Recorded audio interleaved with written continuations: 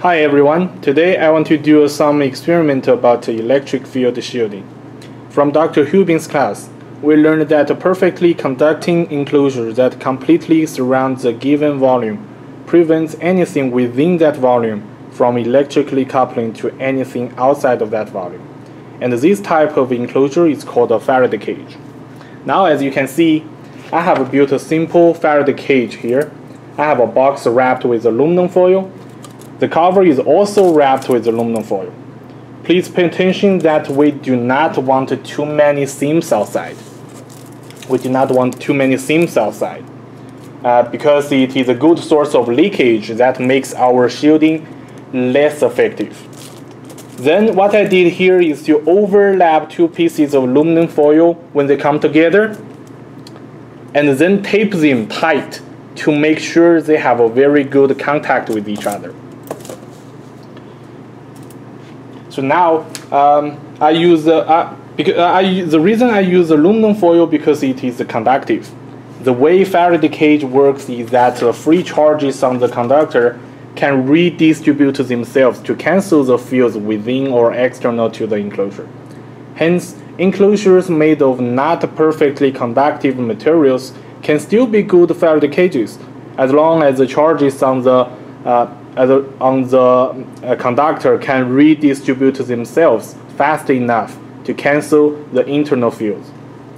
Hence, what's inside of the Faraday cage will not be disturbed by the electromagnetic waves coming from outside of the cage. Cell phone signals and radio waves are kinds of electromagnetic waves and should be blocked by my Faraday cage. So let's see what happens if I put a radio inside here.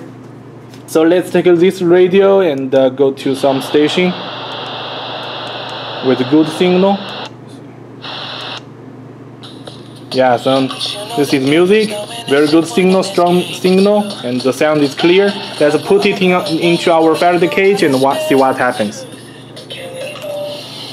As you can hear, as soon as I put it into the Faraday cage, even before I cover it, it gets too much noise and I can barely hear it.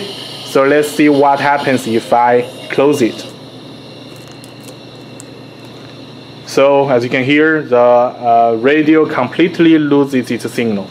So let's see what happens if I put my cell phone inside.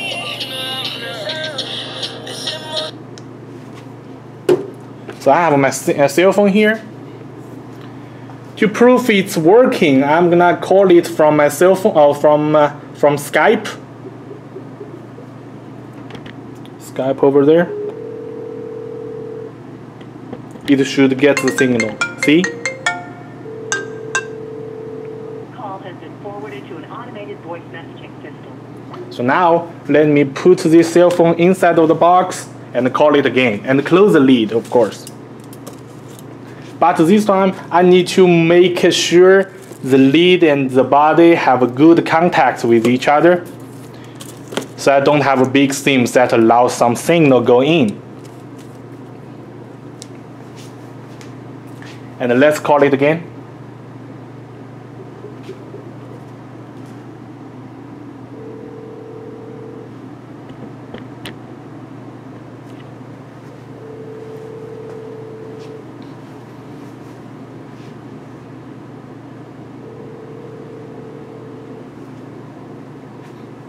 My phone is not ringing. That means the cell phone signal is completely blocked by the Faraday cage. Forwarded to an automated voice messaging system. So now, let's think about how apertures would affect the shielding. Can we have openings on the Faraday cages? The answer is yes, as long as the maximum dimensions of the apertures are much smaller than the wavelengths of the electromagnetic waves we are trying to block. There is a very interesting example in our kitchen. That is your microwave oven. It is designed to be like a Faraday cage that blocks microwave from coming out, which might be harmful to human body. I will find a microwave somewhere and come back. Oh, hi, welcome back. Here I'm in front of my microwave oven. As you can see, it is an enclosed box made of a conductive material. Looks just like my homemade Faraday cage. As I mentioned before, it is supposed to block or heavily attenuate the microwaves inside of the box, so they do not heat up anything outside of it. However, we do notice that there are many honeycomb, as you can see, many honeycomb shaped holes on the doors of the microwave oven, which allows us to see our food getting heated up. So, will these apertures cause microwave leakage? The answer is no, because these ovens usually generate microwaves at 2.45 gigahertz. The wavelength is about 12 centimeters, and the dimensions of these apertures are much smaller than that, which will prevent the waves from coming outside, yet allowing visible light getting through because its wavelength is much smaller than the holes, the apertures on the doors. Now, an idea comes to my mind. I know my wireless router is working also at 2.4 gigahertz, and it's almost the same wavelength that my microwave oven is trying to block. So my cell phone, if that is true, so my cell phone should not be able to pick up any Wi-Fi signal inside of the microwave. And let's see if that's true. So I have a cell phone here. I turned off the data ahead of time, and I'm only using the Wi-Fi over here, the Wi-Fi from my home, and I'm gonna turn on a YouTube video and quickly put it inside and see if it pauses or let's see anything. Let's skip the ad.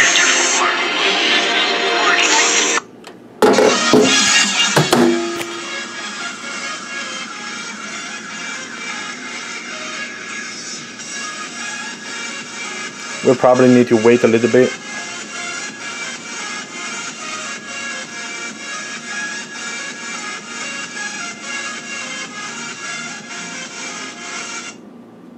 As you can hear, it stopped now. It continued playing because it buffered a little bit while I was waiting for the waiting on the advertisement to end. But now the microwave worked as a Faraday cage, which blocked the Wi-Fi signal at 2.4 gigahertz. As soon as I open the door, it should come back on.